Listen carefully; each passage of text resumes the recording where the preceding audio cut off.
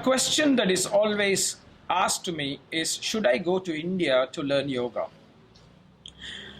I myself have divided opinions about this because when my grandfather was asked this question early part of the 20th century, whether he knows enough yoga, he said, I know enough yoga to teach Westerners, but I don't know enough yoga to teach Indians. Now, this was a remarkable time because there were still very greatly scholarly practitioners in India at that time.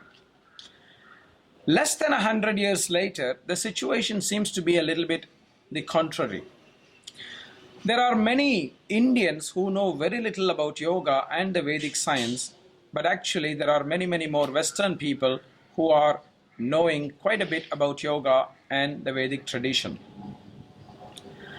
Does it mean that India is not needed anymore for yoga? I would definitely not say so. India is the motherland of yoga, and definitely every yoga practitioner must come to India to learn yoga. I say this so emphatically because of the following reasons. First of all, yoga is part of Indian culture. Yoga teachings are part of Indian culture.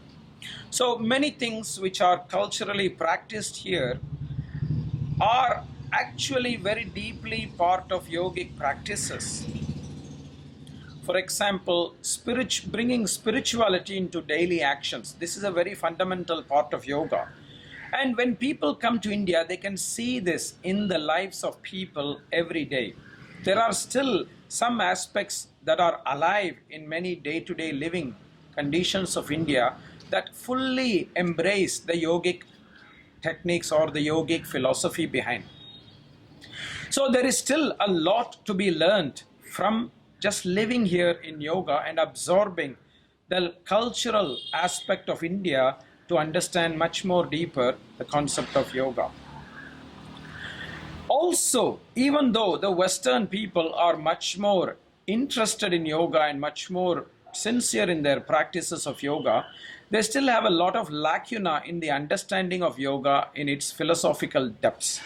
For this, the native language is very important. It is very difficult to translate yogic terms, yogic philosophy into foreign language. It has to be interpreted in very different contexts. For example, the word prana has so many different meanings which change depending on the context. For example, the word yoga changes meaning depending on the context. For example, the word being alive, jivanam, or maranam, death, has also different connotations in yoga. In some contexts, we are talking about maranam as destruction of certain things. Whereas in some contexts where we say, we were in Hatha Yoga Pradipika, they say prana has to be killed.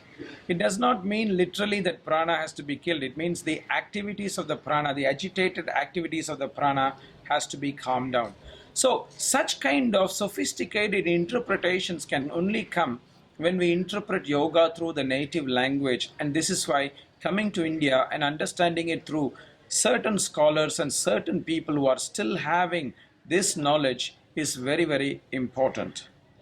I would really encourage every Western practitioner of yoga to come to India if possible, search for an authentic tradition that is existing for many generations and learn from such kind of practitioners. I'm very proud to be part of a lineage that can trace its origins back to the 9th century at least, all the way back to Yogi Nathamuni. There are such traditions still existing in India in various parts of the country, and I encourage students from all over the world to seek these authentic traditions and engage in authentic learning so that the true value of yoga can be understood. I also urge every Indian to take this chance to dive deep into their own roots and understand yoga, because yoga will be better understood by those who have a grasp of the native language and native culture, because it is, after all, India that gave birth to yoga.